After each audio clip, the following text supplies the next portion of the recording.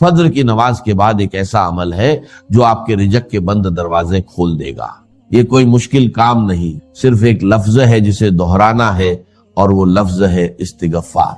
अल्लाह की कसम, अगर आपकी नीयत साफ होगी, आपका दिल अल्लाह पर पुख्ता भरोसा रखेगा और आप इस अमल पर यकीन के साथ अमल करेंगे तो आप पर रिज़्क की बारिश हो जाएगी। आज की इस वीडियो में मैं आपको मुकम्मल तरीका बताऊंगा।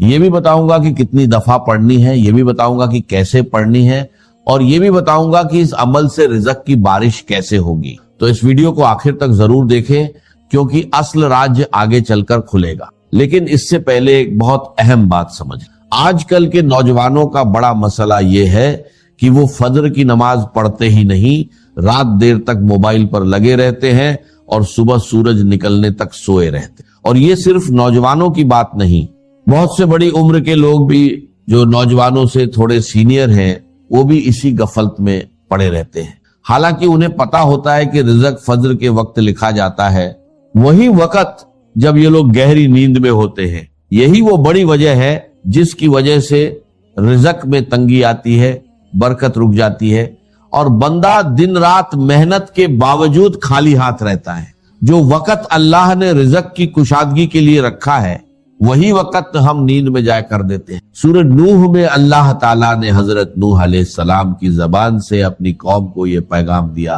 कि अपने रब से बख्शिश मांगो, बेशक वो बहुत बख्शने वाला है।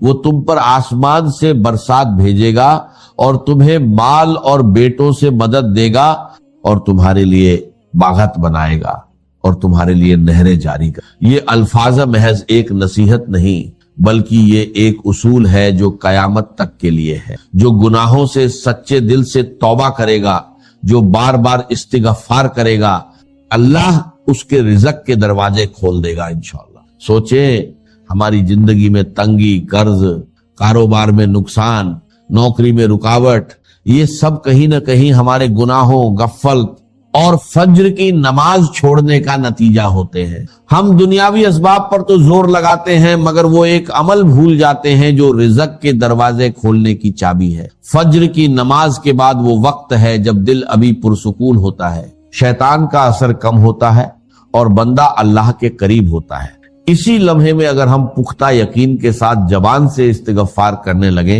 तो ये अमल दिल की गहराई तक उतर जाता है। और अल्लाह की कसम, यही वो लम्हा है जहां से रिज़्क के दरवाजे खुलना शुरू हो जाते। इस्तिगफार का मतलब सिर्फ जबान से माफी मांगना नहीं, बल्कि ये दिल से शर्मिंदगी का इजहार है। ये इकरार है कि हम अपने रब के सामने कमजोर और गुनाहगार हैं, और ये पुख्ता यकीन है कि वो रब जो गफ्फार है, जो बार बार माफ करने वाला है, हमारी तंगियों को दूर कर दे। लेकिन ये अमल कैसे करें, कितनी बार करें, इसका मुकम्मल तरीका और असल राज आगे आपको मालूम होगा, इसलिए ये वीडियो देखना जारी रखें। अब सवाल ये है कि वो लोग जो फज्र के वक्त जाग जाते हैं, नमाज पढ़ लेते हैं, वो क्यों फिर भी रिज़्क की तंगी में रहते हैं? क्या सिर्फ जागना और नमाज पढ़ना काफी है? जवाब है नहीं। नमाज पढ़ना, फर्ज अदा करना, मगर रिज़्क के दरवाजे खोलने के लिए उसके बाद एक इजाफी अमल दरकार है जिसे अक्सर लोग नजरअंदाज कर देते हैं। वो नमाज पढ़कर सीधा उठ खड़े होते हैं, मोबाइल उठा लेते हैं या दिन की मसरूफियत में लग जाते हैं और वही चंद कीमती मिनट जाय कर देते हैं जो अल्लाह ने खास तौर पर कबूलियत और कुशादगी के लिए रखे हैं। सोचे, जो शख्स रात देर तक सो नहीं पाता, सुबह मुश्किल से उठता है, फिर भी अपने आप को मजबूर करके फज्र की नमाज के लिए खड़ा होता है, अल्लाह के नजदीक उसकी ये मेहनत बहुत कीमती है। लेकिन अगर वही शख्स नमाज के बाद वहां से उठकर चला जाए तो वो उस मेहनत का आधा फायदा ही उठा पाता है। असल बरकत तो उस वक्त में छुपी है जो नमाज के सलाम के फौरन बाद आता है, जब दिल अभी इबादत की हालत में होता है, जिस्म अभी सुकून में होता है और शैतान का असर सबसे कम होता है। यही वो लम्हा है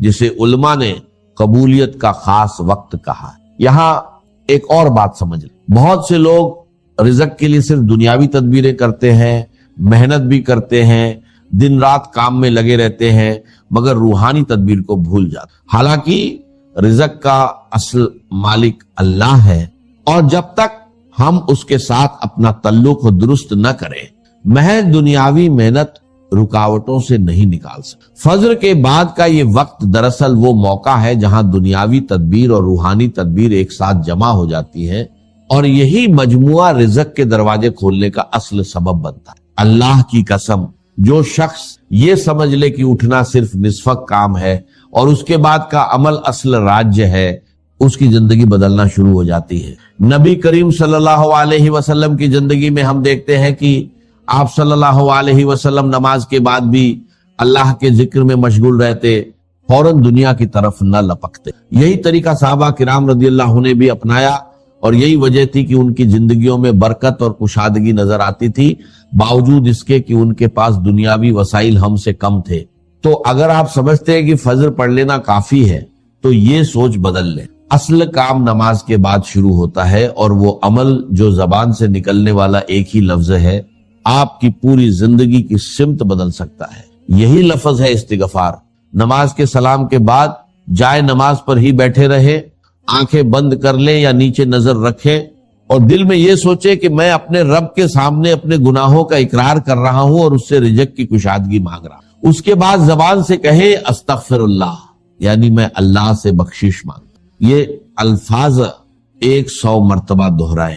100 की गिनती रखने के लिए आप अपनी उंगलियों के पोरों का इस्तेमाल कर सकते हैं, या तस्बीह के दाने इस्तेमाल कर सकते हैं, या मोबाइल में काउंटर लगा सकते। गिनती का रखना जरूरी है, क्योंकि ये अमल की पाबंदी और नियत की सच्चाई को जाहिर करता है। याद रखें, ये अल्फाज सिर्फ जबान से न निकालें, बल्कि हर बार जब आप अस्तगफिरुल्लाह कहें, दिल में अपने किसी न किसी गुनाह को याद करें, शर्मिंदगी महसूस करें और अल्लाह से माफी की उम्मीद रखें। महज जबान की हरकत और दिल की गफलत ये इस्तिगफार का हक अदा नहीं करती। और जो शख्स उठकर फज्र पढ़ने की मेहनत करता है, फिर ये 100 अल्फाजा भी दिल से कहता है, वो उन लोगों से बहुत आगे निकल जाता है जो अभी तक अपने बिस्तर में ही पड़े होते हैं। कुछ लोग पूछते हैं कि अगर फज्र की नमाज बाजमात मस्जिद में न अदा कर सके, मसलन खवातीन घर में नमाज पढ़ती हैं, तो क्या ये अमल उनके लिए भी है? जवाब है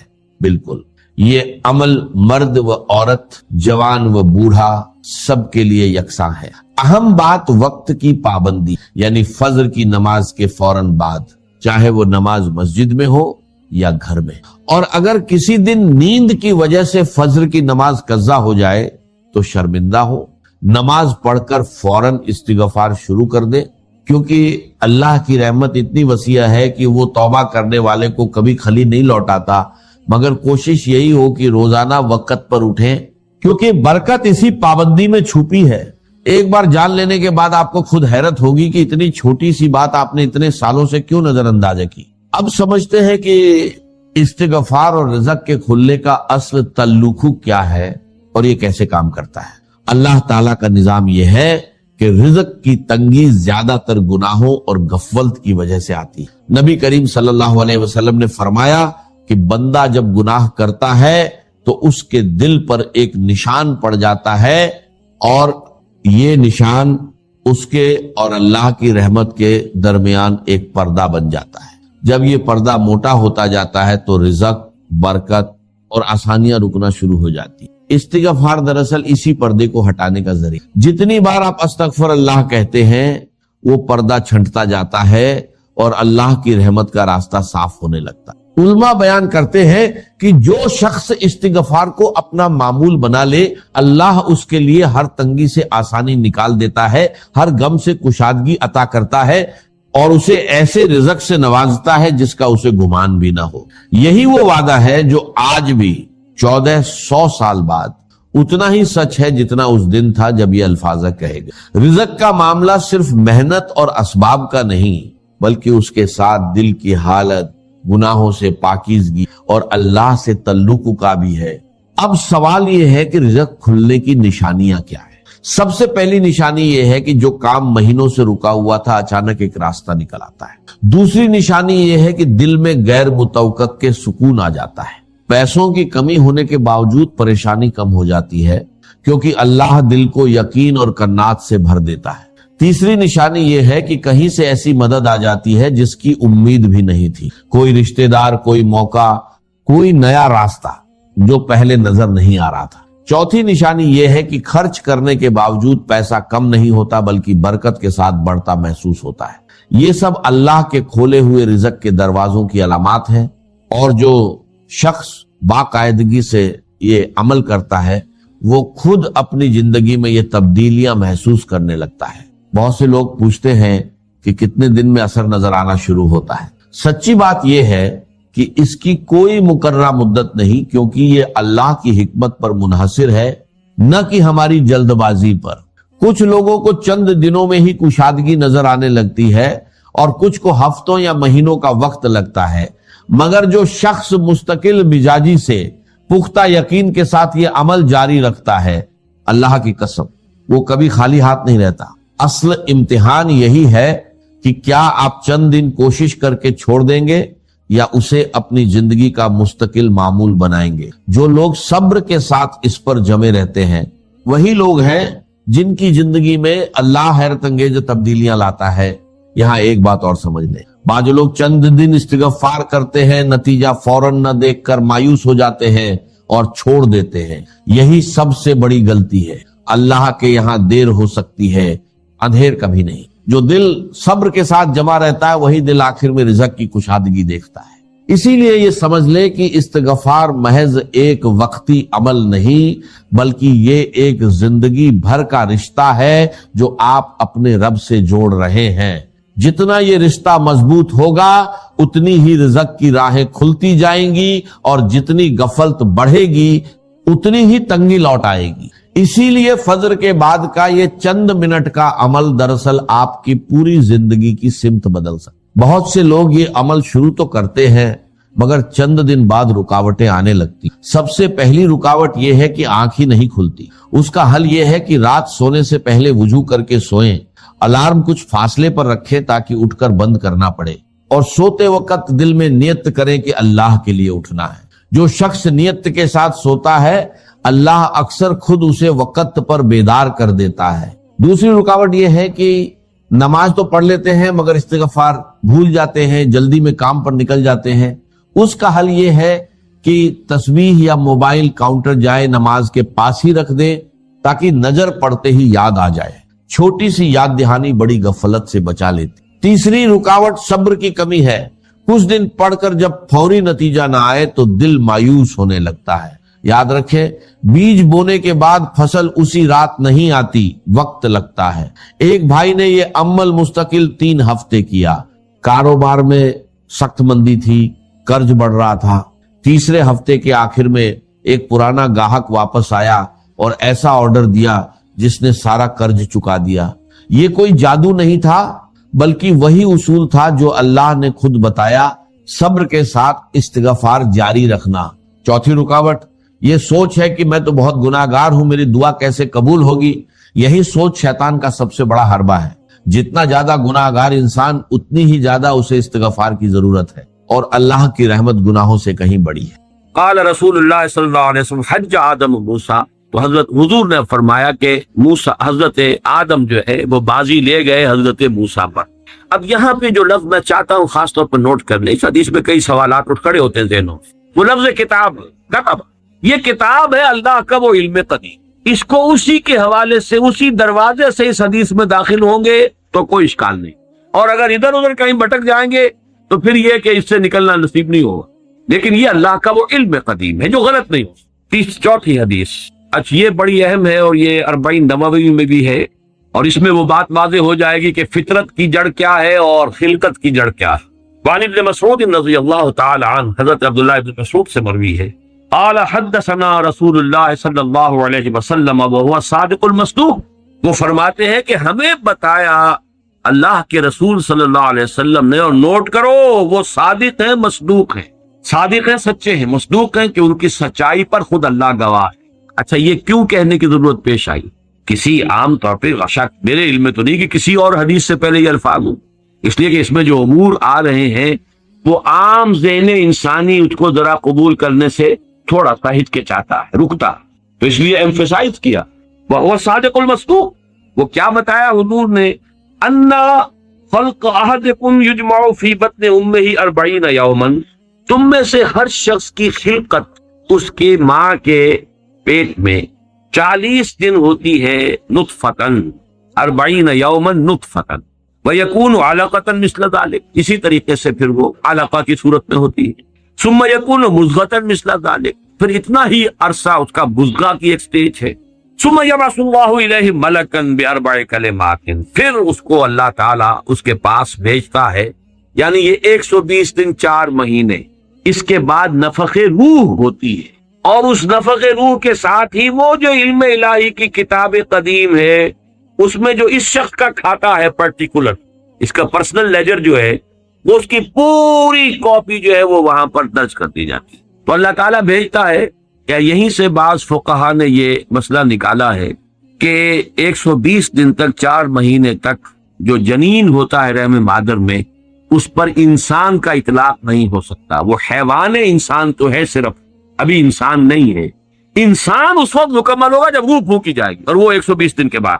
ثم یبعث اللہ الیہ ملکا، پھر اللہ تعالیٰ بھیجتا ہے اس کی جانب ایک فرشتے کو، باربع کلمات، 4 باتوں کے ساتھ، فیکتب لہ، اب یہاں پہ کتاب کے لفظ کو پھر نوٹ کر دیجئے، میں سمجھتا ہوں بڑا مناسب لفظ زبان پر آ گیا کہ وہ جو ایک بڑا وہ سپریم کمپیوٹر ہے، اس میں جو بھی کھاتا ہے پرسنل اس شخص کا، اس انڈیویجول کا، جو فلاں تاریخ کو فلاں جگہ پر وہ 120 دن کا جنین بن جائے گا، اس کا کھاتا وہاں سے لا کر منتقل کر دیا جاتا ہے، اور یہ ہمارے وجود میں پیوست کر دیا جاتا ہے۔ یہ بھی نوٹ کریں، یہ سورہ بنی اسرائیل میں ہے، سورہ بنی اسرائیل میں جہاں شاکلہ کا لفظ آیا آخر میں جا کر، شروع میں یہ بھی ہے کہ ہر شخص کا وہ جو نامہ اعمال ہے وہ اس کی گردن میں کہیں کوئی جگہ ہے، کوئی مائکروسکوپی بھی کوئی الٹرا مائکروسکوپک ہوگی کہ جس کے اندر وہ شفیع عنقہ ونخرج لہ یوم القیامۃ کتابا یلقاہ منشورا وکل انسان الزمناہ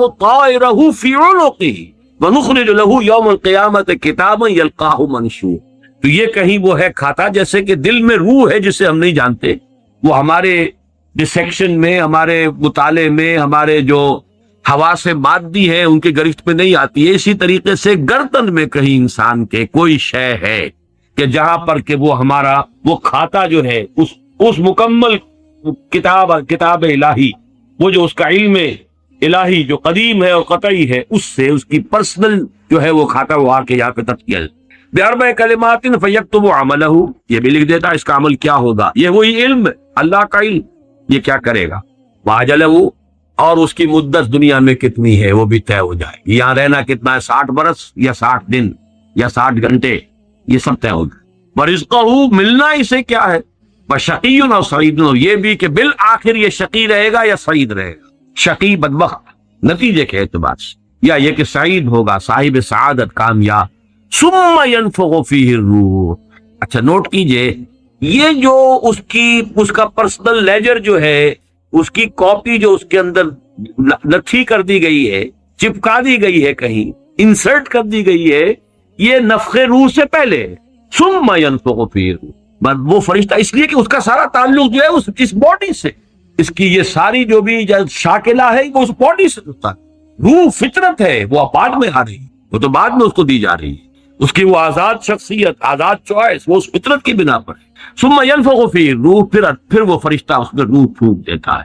فوالذی لا الہ غیرہ، تو اس اللہ کی قسم، اس ہستی کی قسم جس کے سوا کوئی الہ نہیں، ان احدکم لیعمل بعمل اہل الجنۃ حتی ما یکون بینہ وبینہا الا ذراع، تم میں سے کوئی شخص اہل جنت کے سے عمل کرتا رہتا ہے یہاں تک کہ، اب یہاں میں ایک الفاظ کا اضافہ کر رہا ہوں بات کی وضاحت کے لیے، اس کو بریکٹ میں سمجھیے، بظاہر دیکھنے والوں کے نزدیک اس کے اور جنت کے درمیان بس ایک ہاتھ کا فاصلہ رہ جاتا ہے، فیسبق علیہ الکتاب، کہ اس پر پھر وہ جو نوشتہ تھا اس میں تو لکھا تھا شقی، پھر اچانک اس کی زندگی میں انقلاب آتا ہے اور اس کے اوپر وہ نوشتہ جو ہے اللہ کا علم الہی کا جو غلط نہیں ہو سکتا اس کا ظہور ہوتا ہے، فَيَعْمَلُ بِعَمَلِ أَهْلِ النَّارِ فَيَدْخُلُ، پھر وہ جہنمیوں کے سے کام کرنے شروع کر دیتا ہے اور اس میں داخل ہوتا ہے۔ ابھی میرا خیال ہے کہ 1.5 سال یا 2 سال ہو گئے ہیں، ہماری جو تنظیم اسلامی آزاد کشمیر کو ہم نے ایک علیحدہ حلقہ آٹونومس بنایا ہے، اس کے جو امیر ہیں سید مظفر حسین ندوی، بہت بڑی بزرگ شخصیت ہے، بڑی علمی شخصیت ہے، انہوں نے وہاں کی ایک بڑی سیاسی شخصیت سے یہ بات کہی، انہوں نے مجھے خود بتایا کہ کچھ لوگ تو ہوتے ہیں کہ جن کی جوانی اور اس کے بعد کے دن بڑے برے گزرتے ہیں آوارگی میں، پھر رفتہ رفتہ بڑھاپے کے آس پاس آ کے پھر وہ کچھ نیکی کی طرف مائل توبہ تلا کر کے پھر وہ کچھ اچھے راستے پہ آ جاتے ہیں۔ کچھ لوگ الٹے ہوتے ہیں کہ وہ پہلے بڑے نیک، بہت صالح، بہت اچھے، بہت محتاط، بہت متقی، لیکن یہ کہ آخری عمر میں آ کے تو ان کا حال جو ہے بدل جاتا ہے اور پھر وہ بالکل مختلف شخص بن جاتے ہیں، اور ان دوسروں میں سے آپ بھی ایک ہیں۔ اور یہ ایک بہت بڑی شخصیت آزاد کشمیر کی، جن سے یہ کہا سید مظفر اللہ ندوی، اس لیے کہ وہاں ان کا ایک بڑا اونچا مقام ہے، وہ تعلیمات دینی کا جو پورا محکمہ ہے اس کے بھی انچارج رہے ہیں، اور بھی ندوے کے فارغ التحصیل ہیں۔ مولانا علی میاں اور مولانا مسعود عالم ندوی مرحوم، ان دونوں کے نہایت چہیتے شاگرد۔ بہرحال یہ اسی طرح کا فنومینن ہے جو اس حدیث میں آ رہا ہے، وَإِنَّ أَحَدَكُمْ لَيَعْمَلُ بِعَمَلِ أَهْلِ النَّارِ، اور تم میں سے کسی شخص کا معاملہ یہ بھی ہو سکتا ہے کہ وہ عمل کرتا ہے اور کرتا رہتا ہے جہنمیوں کے سے، حتیٰ مَا يَكُونَ بَيْنَهُ وَبَيْنَهَا إِلَّا ذِرَاعٌ، یہاں تک کہ اس کے اور جہنم کے درمیان دیکھنے والوں کو نظر یہ آ رہا ہے کہ یہ تو اب پاؤں لٹکائے بیٹھا ہے گور میں اور ابھی تک اس کے لچھن بدلے نہیں ہیں۔ فَيَسْبِقُ عَلَيْهِ الْكِتَابُ، لیکن وہ نوشتہ اللہ کا، وہ جو ایک علم خدا بندی کے اعتبار سے وہ تو شقی تھا یا سعید تھا، فَيَعْمَلُ بِعَمَلِ أَهْلِ الْجَنَّةِ فَيَدْخُلُهَا، تو وہ اب اہل جنت کے سے کام کرتا ہے اور جنت میں داخل۔ یہی حدیث جو ہے آگے چل کر اسی مضمون کی حدیث نمبر 17 میں بھی آئے گی اسی مجموعے کے اندر، اگر ہم وہاں تک پہنچ گئے۔ اب یہ حدیث جو ہے اس اعتبار سے متفقن علیہ، پہلی حدیث آئی ہے متفقن علیہ اس باب میں۔ پہلی 3 حدیثیں جو ہے وہ 3 پڑھی ہیں، کتنی پڑھی ہیں پہلے؟ 1 2 3، یہ چوتھی حدیث ہے اور یہ ہے متفقن علیہ، باقی 3 کی 3 صرف صحیح مسلم کی تھی، اور بڑی عظیم حدیث ہے، بہت عظیم۔ ایک تو فطرت اور جبلت یہاں واضح ہو گئی، ایک سرشتے خلقت ہے انسان، ایک فطرت ہے، اس کا تعلق اس کا روح ملکوتی سے ہے، وہ روح ہے۔ ثم ينفخ فيه الروح، روح کا اس سے پہلے 120 دن کا جو یہ جنین ہے، جو امبریو ہے اور وہ لیونگ ہے، اس کے اندر لائف کے تمام جو بھی اوصاف ہے وہ موجود ہے، وہ تو پہلے دن سے ہے۔ سپرمیٹوزوئن بھی اگر تھا تو وہ بھی زندہ تھا، متحرک تھا، فعال تھا، اور اگر اوم تھا ماں کی طرف سے تو وہ بھی زندہ شے تھی، لیونگ ایک آرگنزم ہے، لہذا کوئی وقت بھی اس کے اوپر ایسا تو نہیں آیا، وہ تو حیات سے حیات چلی آ رہی ہے، وہ ماں کی حیات اور باپ کی حیات، ان دونوں سے مل کر حیات کا ایک سلسلہ جو ہے وہ شروع ہو گیا۔ لیکن 120 دن کے بعد وہ مرحلہ آتا، اس سے پہلے خلقت ہے صرف، اور اس خلقت سے تعلق ہے ان 4 چیزوں کا جس کا تعلق کتاب سے، یہ ہے گیون چیزیں کی۔ البتہ یہ کہ اس کے بعد جب روح پھونکی گئی، یہ روح وہ ہے کہ جو اس کا اپنا چوائس۔ اب دیکھیے، اگر کسی کی خلقت کے اندر بدی کے رجحانات بہت تھے، اس کی روح سٹرگل کر رہی ہے شاکلہ کے اندر، شاکلہ سے باہر نکل نہیں سکتی، great resistance it has to overcome, کرتے یوں سمجھیے کہ جیسے دیمک جو ہے کسی چوکھٹ کو اندر سے کھا رہی ہے، ایک وقت آتا ہے کہ وہ اوپر ظاہر ہو جائے۔ تو اس کے اندر جو ہے خلقت میں اگر نیکی کا رجحان زیادہ تھا، لیکن اس کی اپنی چوائس بدی کی ہے، تو اسے سٹرگل کرنی پڑی ہے اپنی نیکی کو دبانے میں، اس وقت تک نیکی ظاہر ہو رہی ہے، لیکن بالآخر وہ کامیاب ہو جاتا ہے، اس لیے کہ وہ شقی تھا، اور آخر میں وہ دیمک جو ہے شقاوت کی وہ ظاہر ہو جاتی ہے۔ اگر بدی کے رجحانات اس کی خلقت میں زیادہ تھے، گیون شاکلہ جو ہے وہ نیگیٹو زیادہ تھا، وہ کوشش کر رہا ہے۔ اب یہ سٹرگل جو ہے انسان کی شخصیت کے اندر ہو رہی ہے، اللہ جانتا ہے اس کو، دیکھنے والوں کو تو یہ نظر آئے گا وہی کام کر رہا ہے جو پہلے 10 سال پہلے کر رہا تھا، آج بھی وہی کر رہا ہے۔ انہیں نظر نہیں آئے گا کہ اس نے کتنی محنت کی ہے، کتنی بار گرا ہے پھر اٹھا ہے، پھر گرا ہے پھر اٹھا ہے، کتنی مرتبہ جو ہے اوور پاور کیا ہے اسے اس کی خلقت نے اور شیطانی وساوس نے جو اس کو اور سپورٹ کر رہے ہیں، لیکن اس نے اپنی he has not given up his struggle، اس کے اندر لگا رہا ہے یہاں تک کہ بالآخر کامیاب ہو گئے۔ لیکن دیکھنے والوں کو جو نظر آئے گا اس کے اعتبار سے حدیث نے بات کو واضح کر دیا، کوئی اشکال الحمدللہ میرے ذہن میں کوئی اشکال اس حدیث کے درجے میں باقی نہیں۔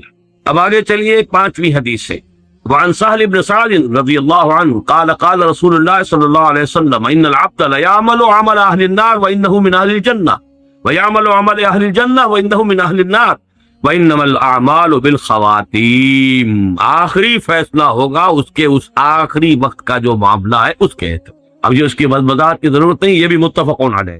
6 حدیث، من عائشہ رضی اللہ عنہا قالت دعا رسول اللہ صلی اللہ علیہ وسلم الی جنازۃ صبی من الانصار. حضرت ام المومنین حضرت عائشہ صدیقہ رضی اللہ تعالی عنہ فرماتی ہے کہ حضور کو دعوت دی گئی، آپ سے درخواست کی گئی، انصار میں کسی بچے کا انتقال ہو گیا، کہ آپ اس کی نماز جنازہ میں شرکت فرمائیں، پڑھائیں. فقلت یا رسول اللہ، میں نے عرض کیا اللہ کے رسول، یعنی اب اس میں یوں سمجھیے کہ جو چیز امپلائڈ ہے، آپ خامخواہ یہ وقت لگائیں گے، جائیں گے، دعا کریں گے، آمد و رفت کی آپ کو مشقت جھیلنی پڑے گی. تو بالہذا یہ تو ایک بالکل ہی پاک وجود، کوئی اس نے برائی کمائی ہی نہیں، انفینسی میں یا چائلڈ ہوڈ میں اس کا انتقال ہو رہا ہے. تو بالہذا عصفور من عصافر الجنہ لم یعمل السوء، وہ تو جنت کی چڑیوں میں سے ایک چڑیا تھی، چلی گئی، اس نے کوئی کام کیا ہی نہیں. ولم یدرک ہو، نہ اس نے کوئی برا عمل کیا، نہ برے عمل کے قریب پھٹکا، اس کا ادراک بھی نہیں، اسے ابھی بدی کا کوئی شعور ہی نہیں تھا. فقال، اب حضور نے فرمایا او غیر ذالک یا عائشہ، اے عائشہ کہیں ایسا تو نہیں کہ بات اس کے برعکس ہو. ان اللہ خلق للجنت اہلا، دیکھو اللہ تعالیٰ نے جو مخلوق پیدا کی ہے اپنے انجام کے اعتبار سے ان میں سے کچھ جو ہے وہ جنت کے لیے، خلقہم لہا وہم فی اصلاب آبائہم، اگرچہ وہ ابھی اپنے باپوں کی پیٹھوں میں صلب میں ہوتے ہیں، تب بھی ان کے بارے میں علم خدا بندی میں کچھ طے ہے. وخلق للنار اہلا خلقہم لہا وہم فی اصلاب آبائہم. اسی طریقے سے چاہے ابھی کچھ لوگ اپنے والدین، اپنے آبا دادا کی ابھی پشت کے اندر ہی ہے، ابھی وہ باپ تک بھی منتقل نہیں ہوا ہے، لیکن یہ کہ اللہ کے علم ہے، ہم نہیں کہہ سکتے کہ کس کا کیا انجام، یہ ہمارے علم کی بات نہیں ہے، یہ اللہ تعالیٰ کے علم خدا بندی. ہمارا کام شریعت کا کیا ہے؟ مسلمان کا جنازہ ہے، جاؤ پڑھو، چاہے بچہ مشرک کا بچہ ہے اس کا آپ جنازہ نہیں پڑھ سکتے، بات ختم ہو گیا. ہمارے لیے شریعت ہے، اور وہ ہے اس ظاہر کے اعتبار سے. حقیقت میں کس کا کیا انجام ہونے والا ہے وہ اللہ بہتر جانتا. 7ویں حدیث وعن علی رضی اللہ عنہ قال قال رسول اللہ صلی اللہ علیہ وسلم ما منکم من احد الا وقد كتب مقعده من النار ومقعده من الجنہ. قالوا یا رسول اللہ افلا نتکل على کتابنا وندع العمل. حضرت علی سے اب یہ بڑی حکیمانہ یعنی حدیث ہے، حضرت علی سے مروی ہے رضی اللہ تعالی عنہ کہ حضور نے ارشاد فرمایا ما منکم من احد، ان تم میں سے کوئی شخص ایسا نہیں ہے، کوئی شخص نہیں ہے مگر یہ کہ لکھا جا چکا ہے اس کا ٹھکانہ یا جنت میں یا تو، یعنی اللہ کے علم میں تھے، اللہ کے علم میں معلوم ہے، محنت کرو گے، کوشش کرو گے، لیکن یہ کہ جو انجام ہے وہ اللہ کے علم میں ہے، کتاب میں من قبل ان نبراہا، وہ تو اس علم میں الہی کی جو کتاب ہے ام الکتاب، اس کتاب کے اندر سے جو بھی ہے وہ در حقیقت وہ اس کا ظہور ہوگا بالآخر. تو لوگوں نے کہا قالوا یا رسول اللہ، اب یہ جو نتیجہ نکلتا ہے نوٹ کیجئے، افلا نتکل علی کتابنا وندع العمل، تو کیا پھر ہم توکل نہ کریں، بھروسہ نہ کریں اپنے کتاب پر، جو بھی لکھا ہوا ہے وہ تو ہونا ہی ہے، پھر عمل چھوڑ دیں، یہ مشقت بھاگ دوڑ یہ وہ اس کے لیے کائے کے لیے. قال اعملوا، نہیں عمل کرو، محنت کرو، یہ دوجہد کرو، امکانی حد تک کرو. فکل میسر لما خلق له، ہر شخص تدریجاً اس کی تحصیل ہوتی چلی جائے گی. میسر، اس کو ذرا لفظ کو نوٹ کر لیجئے، اس لیے کہ اس حدیث میں یہ ذرا ثقیل شکل میں بھی آگے آ رہا ہے 2 مرتبہ. یسر کہتے ہیں آسانی کو، عسر کہتے ہیں تنگی کو. فلم عسر والیسر جن حضرات نے بیعت کی ہے تنظیم اسلامی میں شامل ہوتے ہوئے وہ ان الفاظ سے خوب واقف. پھر عسر والیسر، اطاعت کریں گے عسر میں بھی یسر میں. اب یسر سے باب تفعیل تیسیر، یسرا یوسر تیسیرن، کسی شے کو میسر کر دینا، آسان کر دینا، سہج سہج پہنچا دینا. جیسے کہ جو سورۃ اللیل ہے آخری پارے میں فَسَنُيَسِّرُهُ لِلْيُسْرَى فَسَنُيَسِّرُهُ لِلْعُسْرَى، آہستہ آہستہ ہم اسے اليسرا میں پہنچا دیں گے یا آہستہ آہستہ وہ العسرا میں پہنچ جائے گا. تو کل میسر لما خلق له، ہر ایک جو بھی اس کتاب کے اندر درج ہے اس کے مطابق اس کی تیسیر اور توفیق ہو جائے.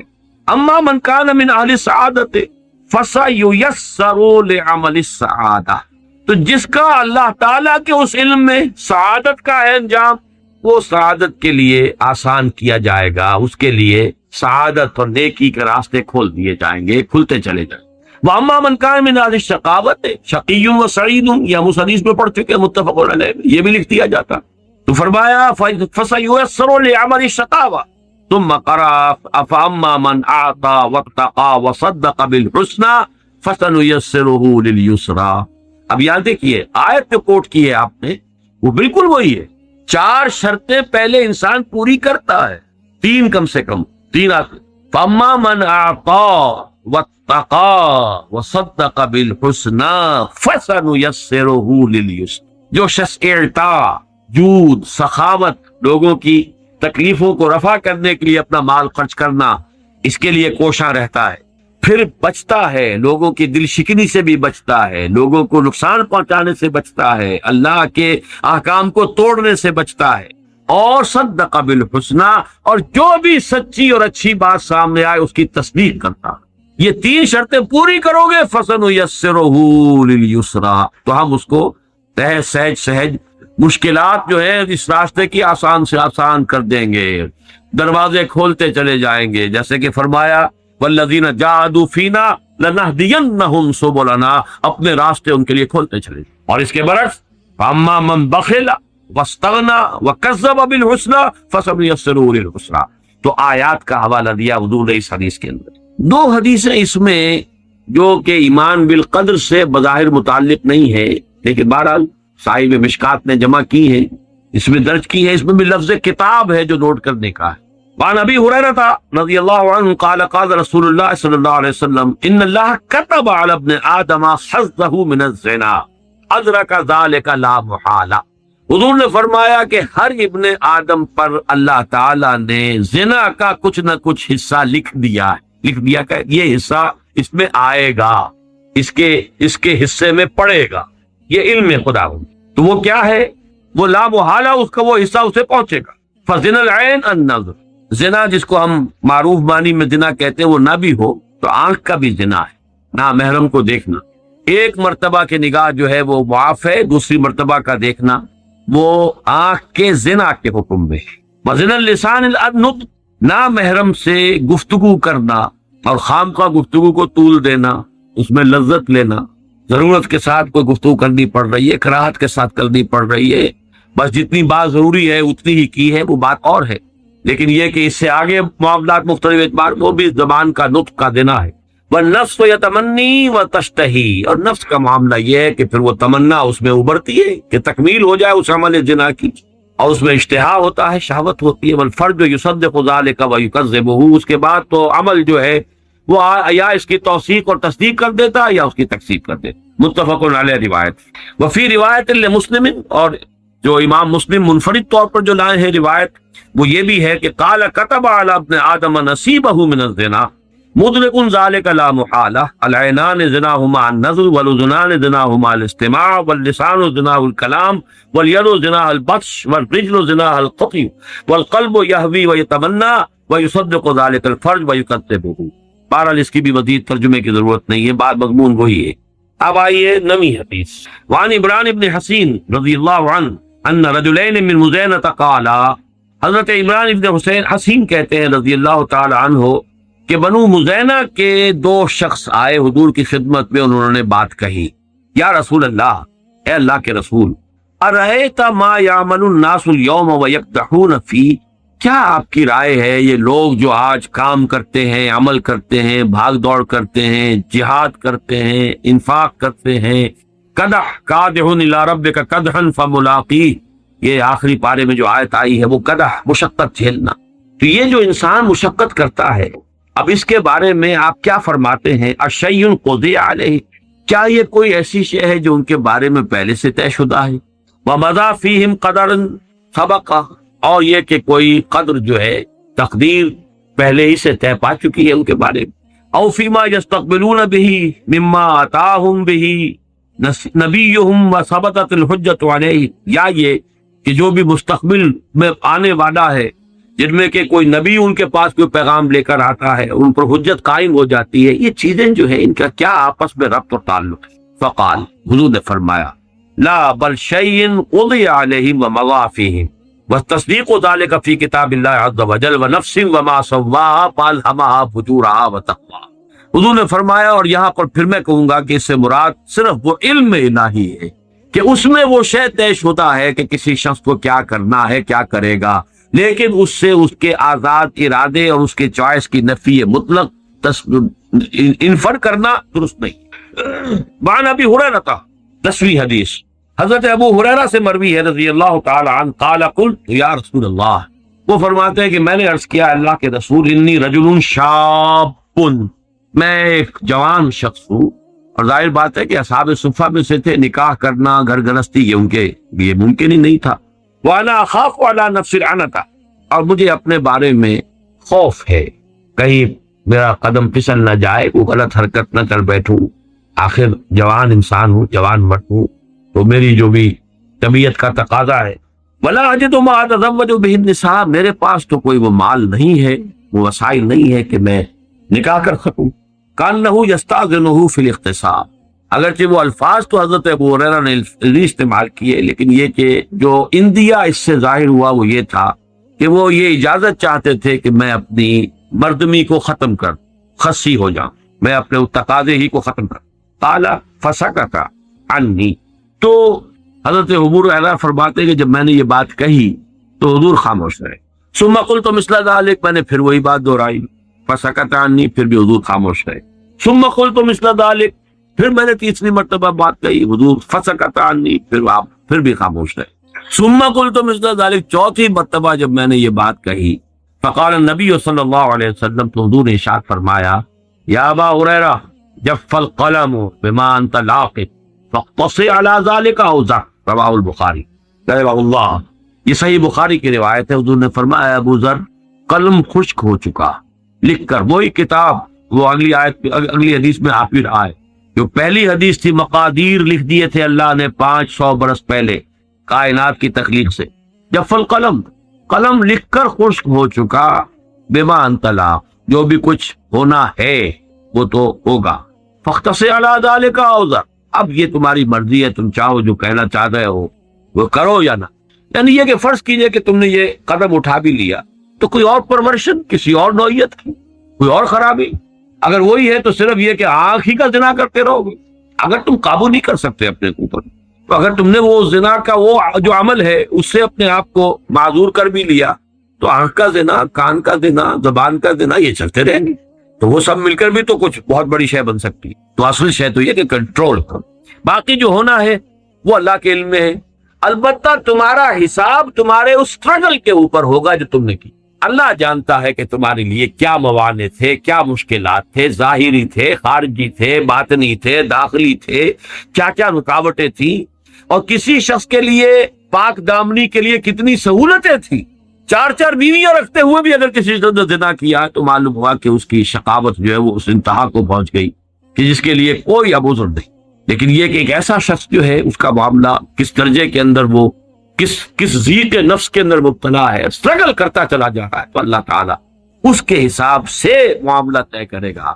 16ویں حدیث، اب یہ یہاں سے شروع ہو گیا، اس کا جو فصل ثانی ہے، اس مشکات المصابیح کا اس باب کا فصل ثانی۔ عن عبادہ بن صامت رضی اللہ عنہ قال قال رسول اللہ صلی اللہ علیہ وسلم ان اول ما خلق اللہ القلم فقال له اكتب قال ما اكتب قال اكتب القدر فكتب ما كان وما هو كائن الى الابد، رواہ الترمذی وقال هذا حدیث غریب اسنادا۔ اب یہ دیکھیے امام ترمذی اس روایت کو لائے ہیں اپنی جامع میں، لیکن ساتھ ہی کہہ دیا ہے کہ یہ سند کے اعتبار سے غریب ہے، یعنی زیادہ معروف نہیں ہے، پہچان میں آنے والی نہیں ہے۔ غریب ان یہ حدیث کی اصطلاحات ہیں، میں اس کی بحث نہیں جاتا، لے کیوں آئے سوچنے کی بات ہے۔ اس لیے کہ وہ پہلی جو حدیث ہم پڑھ چکے ہیں مضمون تو اسی کا ہے، پہلی حدیث اس لیے میں نے نوٹ کرایا تھا کہ 16ویں حدیث میں اسی موضوع کی ہوگی۔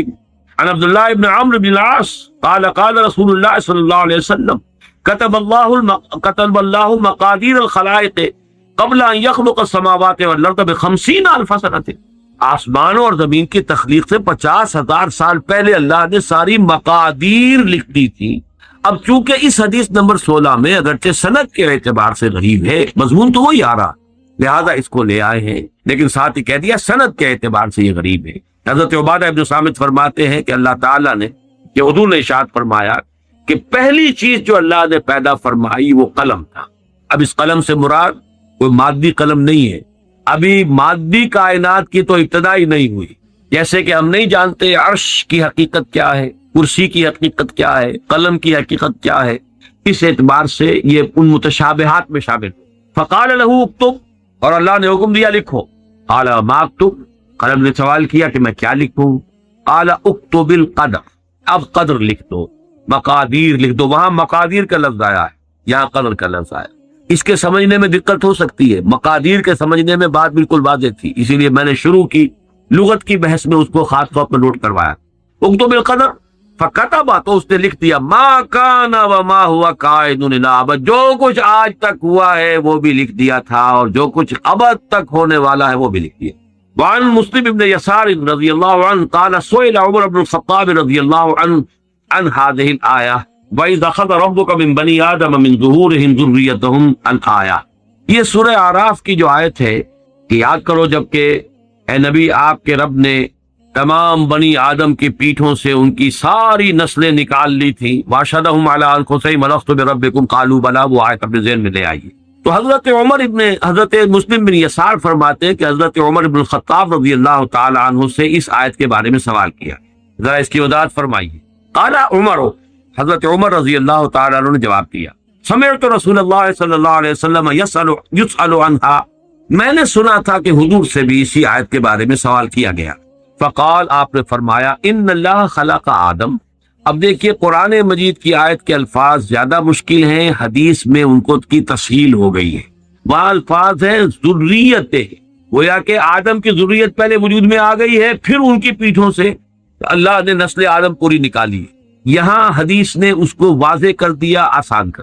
ان اللہ خلق آدم، اللہ نے آدم کو پیدا فرمایا. ثم مسح ظہرہ بیمینہ، پھر اللہ نے اپنے داہنے ہاتھ سے ان کی پیٹھ پر مسح کیا، پھیرا اپنا ہاتھ.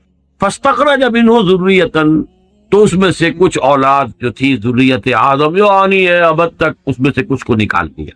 فقال خلقت هؤلاء للجنہ، فرمایا یہ وہ لوگ ہیں، یہ جنت کے لیے میں نے ان کو پیدا کیا جنت کے. ثم مسح ظہرہ بیمینہ ثم ظہر. قال سمعت رسول اللہ صلی اللہ علیہ وسلم یسأل عنہا فقال ان اللہ خلق آدم ثم مسح ظہرہ بیمینہ فاستخرج منہ ذریۃ فقال خلقت هؤلاء للجنہ وبعمل اہل الجنہ یعملون، یہ اہل جنت ہی کیسے عمل کریں گے. ثم مسح ظہرہ فاستخرج منہ ذریۃ، پھر دوبارہ ہاتھ پھیرا اور اولاد نکالی.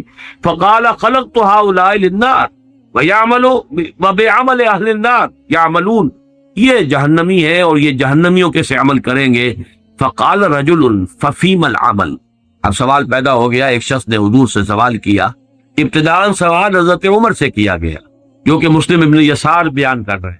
حضرت عمر نے فرمایا میں جواباً تمہیں وہ بات بتا رہا ہوں جو حضور نے خود فرمائی صلی اللہ علیہ وسلم. تو لوگوں نے پوچھا فقال رجل ففیم العمل یا رسول اللہ، تو اللہ کے رسول پھر عمل کس کام کے لیے، کس لیے. فقال رسول اللہ صلی اللہ علیہ وسلم ان اللہ اذا خلق العبد للجنۃ استعملہ بعمل اہل الجنۃ حتی یموت علی عمل من اعمال اہل الجنۃ فیدخلہ بہ الجنہ. اللہ تعالیٰ نے جس کو جنت کے لیے بنایا ہے اس کو جنت ہی کے کام کرنے کے لیے اس کے لیے سہولت پیدا کرتا ہے، یہاں تک کہ وہ اسی پر اس کا انتقال ہو جاتا ہے، اس میں اسے داخل کر دیتا ہے. وَإِذَا خَلَقَ الْعَبْدَ لِلنَّارِ، اور جب کسی کو بندے کو بنایا ہے آگ کے لیے استعملہ بعمل اہل النار حتی یموت علی عمل من اعمال اہل النار فیدخلہ بہ النار. رواہ مالک والترمذی وابو داؤد. اب اس حدیث کو ہم پڑھیں گے اس لفظ کے ساتھ جو تیسیر کا ہم پہلے پڑھ چکے ہیں، جو متفق علیہ روایت میں آتا ہے میسر ہو جائے. جو لوگ یہ کام کریں گے ان کی یہ تحسیر ہو جائے گی، جو لوگ یہ کام کریں گے ان کی وہ تحسیر ہوگی. حدیث نمبر 18 وعن عبداللہ ابن عمرو رضی اللہ تعالی عنہما قال خرج رسول اللہ صلی اللہ علیہ وسلم فی یدیہ کتابان. حضرت عبداللہ ابن عمرو ابن العاص رضی اللہ تعالی عنہما فرماتے ہیں، ان سے روایت کیا گیا کہ حضور ایک مرتبہ برآمد ہوئے، تشریف لائے، اور آپ کے دونوں ہاتھوں میں 2 کتابیں، 2 رجسٹر، 2 کاپیاں جو بھی کہیں وہ تھے. فقال اتدرون ما هذان الکتابان، تو حضور نے پوچھا صحابہ سے جانتے ہو کہ یہ کیا ہے یہ رجسٹر. قلنا لا یا رسول اللہ الا ان تخبرنا، سب نے کہا نہیں حضور اے اللہ کے رسول ہم نہیں جانتے الا یہ کہ آپ خود ہمیں بتا دیں، آپ ہمیں باخبر کر دیں. الا ان تخبرنا فقال الذی فی یدہ الیمنی، تو اب آپ نے فرمایا جو آپ کے داہنے ہاتھ میں تھی، ھذا کتاب من رب العالمین، یہ ہے وہ نوشتہ تمہارے رب کی طرف سے، تو تمام جہانوں کے پروردگار کی جانب سے، فیہ اسماء اہل الجنہ، اس میں جو بھی لوگ انتہا کا جو درجہ ہے آخری اپنے عاقبت کے اعتبار سے جنت میں جانے والے ہیں ان کے نام درج ہے۔ پھر یہاں نوٹ کر لیجئے، وہی کتاب، وہی علم خدا بندی جو ازلی ہے، قدیم ہے، اور اس کی کا جو بھی علم خدا بندی ہے وہ قطعی ہے، اس میں کوئی غلطی ثابت نہیں ہو سکتی۔ وَأَسْمَاءُ آبَائِهِمْ وَقَبَائِلِهِمْ، اور ان کے آباء و اجداد کے شجرہ نسب بھی ہیں، ان کے قبیلوں کا بھی۔ ثُمَّ أُجْمِلَ عَلَىٰ آخِرِهِمْ، اور پھر یہ کہ آخری انسان تک کا نام اس میں درج ہو چکا ہے، جو بھی اہل جنت ہوں گے۔ فَلَا يُزَادُ فِيهِمْ وَلَا يُنْقَصُ مِنْهُمْ أَبَدًا، اب اس میں نہ کسی کا اضافہ ہوگا اور نہ کسی کی کمی۔ ثُمَّ قَالَ لِلَّذِي فِي شِمَالِهِ، اور پھر آپ نے فرمایا جو میرے بائیں ہاتھ میں ہے، ھذا کتاب من رب العالمین فی اسماء اہل النار، یہ ہے رب العالمین کی طرف سے وہ کتاب جس میں جہنمیوں کے نام درج ہیں، واسمائہم واسماء فیہ اسماء اہل النار واسماء آبائہم وقبائلہم، اور ان کے قبائل کے اور آباء و اجداد کے نام درج ہیں۔ ثم اجمل علی آخرہم، اور یہ بھی آخری جو انسان ہو سکتا ہے جو آئے گا نسل آدم میں سے، اس کی حد تک جو بھی تقسیم ہونی ہے اس کا درج ہو چکا، اندراج ہو چکا ہے۔ فلا یزاد فیہم ولا ینقص، اب نہ اس میں کوئی اضافہ ہوگا اور نہ کمی ہوگا ابداً۔ فقال اصحابہ، پھر حضور کے صحابہ نے سوال کیا، ففیم العمل یا رسول اللہ، ان کان امر قد فرغ منہ یا قد فرغ منہ، یہ مجہول بھی ہو سکتا ہے اور معروف بھی ہو سکتا ہے۔ انہوں نے پوچھا کہ پھر یہ عمل ہم کس بات میں کریں، اگر یہ کوئی ایسا معاملہ ہے کہ جو جس سے فارغ ہوا جا چکا، جو طے ہو چکا علم الہی میں، اللہ کے فیصلے میں، مقدر کے اندر طے ہو گیا، یا اللہ تعالیٰ جس سے فارغ ہو چکا۔ فقال سددوا وقاربوا، دو الفاظ بڑے اہم ہیں، سیدھے کرنے کی کوشش کرتے رہو، سددوا، سداد کہتے ہیں سیدھا کر، تو سیدھا راستہ کرنے کی کوشش کرتے ہو۔ تمہارے اندر کوئی ٹیڑھ اگر ہے خلقت کے اندر، کوشش کرو اسے سیدھا کرو، جتنے بھی امکان کی حد تم کر سکتے ہو سیدھا کرو۔ اور قارب مقاربت، قریب قریب بہتر لانے کی کوشش کرو، خیر کی طرف، بھلائی کی طرف۔ پھر وہی آیت ذہن میں رکھیے، فَأَمَّا مَنْ أَعْطَىٰ وَاتَّقَىٰ وَصَدَّقَ بِالْحُسْنَىٰ، کوشش اس کی کرو، فَسَنُيَسِّرُهُ لِلْيُسْرَىٰ وَأَمَّا مَنْ بَخِلَ وَاسْتَغْنَىٰ وَكَذَّبَ بِالْحُسْنَىٰ فَسَنُيَسِّرُهُ لِلْعُسْرَىٰ۔ میں پچھلی مرتبہ آپ کو بتا چکا ہوں کہ اس میں واقعہ یہ ہے کہ شاکلہ 90-95% شاکلہ ہے، لیکن ایک فری چوائس ہے، کوشش ہے، جد و جہد ہے، وہ سٹرگل جو ہو رہی ہے اندر اس ہول کے اندر، وہ اللہ جانتا ہے، کیا گیون تھا وہ اللہ جانتا ہے، کیا کوشش اس نے کی وہ اللہ جانتا ہے، اور ہر شخص کی پرسنل اسسمنٹ ہوگی۔ کلہم آتی ہے یوم القیامت فردا، ہر انسان کو، ہر ذی نفس کو اللہ کی عدالت میں حاضر ہونا انفرادی سطح، ہر شخص اپنی ذاتی اعتبار سے، اور اس کا جو بھی گیون تھا، لا یکلف اللہ نفسا الا وسعها، سددوا وقاربوا فإن صاحب الجنة يختم له بعمل أهل الجنة وإن عمل أي عمل وإن صاحب النار يختم له بعمل أهل النار وإن عمل أي عمل۔ ثم قال رسول اللہ صلی اللہ علیہ وسلم بيديه فنبذهما، پھر آپ نے دونوں ہاتھ جو ہیں ان کو اشارہ کر کے کہا، فرغ ربکم من العباد فریق فی الجنة وفریق فی السعیر، تمہارا رب فارغ ہو چکا ہے، اس کے علم میں یہ طے ہے کہ کون ہے، ایک جماعت ہے کہ جو جنت میں جانے والی، ایک جماعت ہے کہ جو جہنم میں جانے والی۔ کہ پھر نوٹ کر لیجئے اس حدیث کو علم الہی پر، یہ ساری احادیث جو ہے، اس کے اوپر جو میں نے ٹائٹل قائم کیا تھا، اس کو دوبارہ ذرا وہ اس کا جو ٹائٹل والا شیٹ ہے وہ لگا دو، اللہ کا علم کامل بھی ہے اور قدیم بھی، اور آنے واحد میں کل کون و مکان اور ماضی، حال اور مستقبل سب کو محیط بھی۔ اسی کو قرآن اور حدیث میں الکتاب سے بھی تعبیر کیا گیا ہے، جس میں درج کوئی شے غلط نہیں ہو سکتی۔ البتہ اللہ کا یہ علم قدیم و قطعی، پری نالج، جبر محض، پری ڈیسٹینیشن یا فیڈرلزم کو مستلزم نہیں ہے، یہ ہے اس کا لب لباب۔ بہرحال یہ جو حدیث تھی کہ اللہ تعالیٰ فارغ ہو چکا ہے، فرغ ربکم من العباد فریق فی الجنۃ و فریق فی السعیر، یہ قرآن مجید کے الفاظ ہیں، رواه الترمذی رحمہ اللہ۔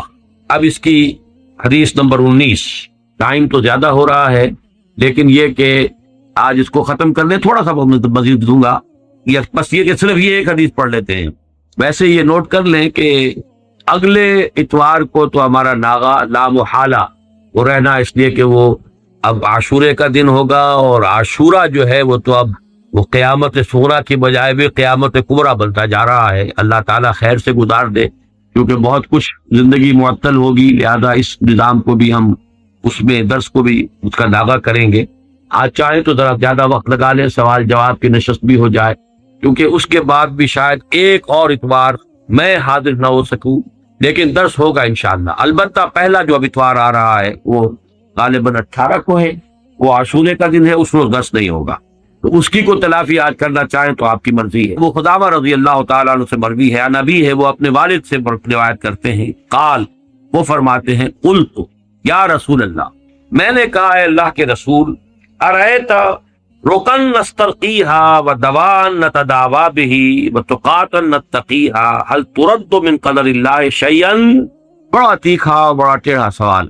میں نے اللہ کے رسول سے سوال کیا، اے اللہ کے رسول، ہم کو جھاڑ پھونک بھی کرواتے ہیں، یہ جھاڑ پھونک کا رواج تھا، اگرچہ حضور نے فرمایا ہے کہ میری امت کے 70,000 افراد وہ ہوں گے جو بغیر حساب کتاب کے جنت میں داخل ہوں گے، اور وہ متوکلون ہوں گے کہ جن کی پہلی صفت یہی ہے، لا یقون ولا یسترقون، جھاڑ پھونک نہیں کرواتے۔ یسترقون لازمن ہے، لیکن یرقون کے بارے میں اختلاف ہے کہ جھاڑ پھونک نہیں کرا، لیکن یہ کہ عام آدمی اس کو حرام قرار نہیں دیا حضور نے۔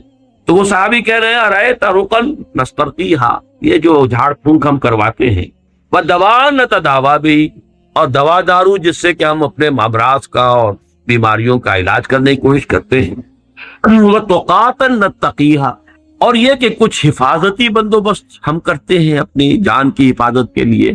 اب ایک حفاظت جو ہے وہ آج کل مجھ پر بھی ٹھونس دی گئی ہے۔ پرسوں جمعے کے روز اچانک پتہ نہیں کیا کھلبلی مچی، ایس پی صاحب بھی تشریف لائے، اور پھر ڈی ایس پی صاحب بھی آئے، اور 2 SHOs بھی آئے، کوئی افواہ اڑی ہوئی تھی شہر میں، کوئی خاص کوئی ہماری اکیڈمی کے بارے میں، واللہ اعلم۔ میں نے تو کہا کہ کوئی مجھے تو نہ کوئی ٹیلی فون ایسا آیا ہے، بہرحال انہوں نے کہا کہ ہم چاہتے ہیں یہاں پہ کہ کوئی